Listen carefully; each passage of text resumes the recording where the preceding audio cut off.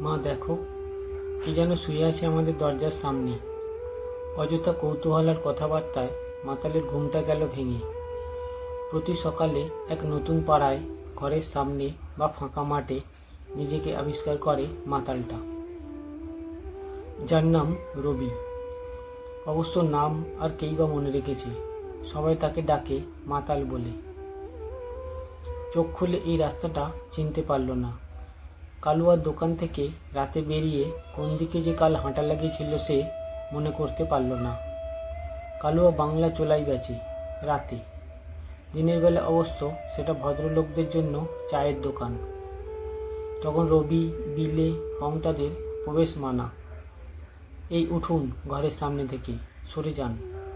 হয়তো মেয়েটির মা, এই এত সকালেও স্নান সারা, পরিষ্কার আটপৌরে শাড়ি, কপালে টিপ, ভেজা চুল খোলা। চেয়ে থাকতেই ইচ্ছে হয়, চেয়েই ছিল। অস্বস্তিতে মহিলা ভেতরে ঢুকে গেলেন। এবার রবি উঠল, নেশা কেটেছে কিছুটা।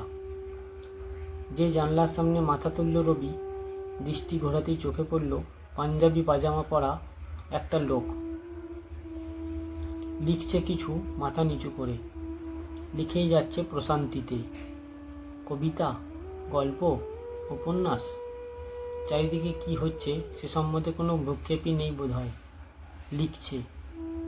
বুকের বাম দিকে চিনচিনে এক নতুন বোধের উদ্ভব হলো। হিংসে। এ লোকটি হতে পারত সে নিজে, আকর্ষণীয় বউটি হতে পারত তার, ছোট মেয়েটি তাকে বাবা বলে ডাকতে পারত। কেন হলো না? হবে না আর। দুর্বল পায়ে পথ ঠাহর করে হাঁটা লাগালো রবি। এবার পথ চিনতে ভুল হবার কথা নয়, সব পরিষ্কার এখন। সামনের মোড়টা পেরিয়ে ডান দিকে 3টে গলি পার করলেই বাঁধ, ওখানেই কালুয়ার দোকান। সাত সকালে তাকে অমন করে দোকানের দিকে এগিয়ে আসতে দেখে কালুয়ার মুখ যে শুকিয়ে গেছে বোঝা যায়। জনাসাতেক বাজার ফেরত মধ্যবয়সী মানুষ বসে চা খাচ্ছেন।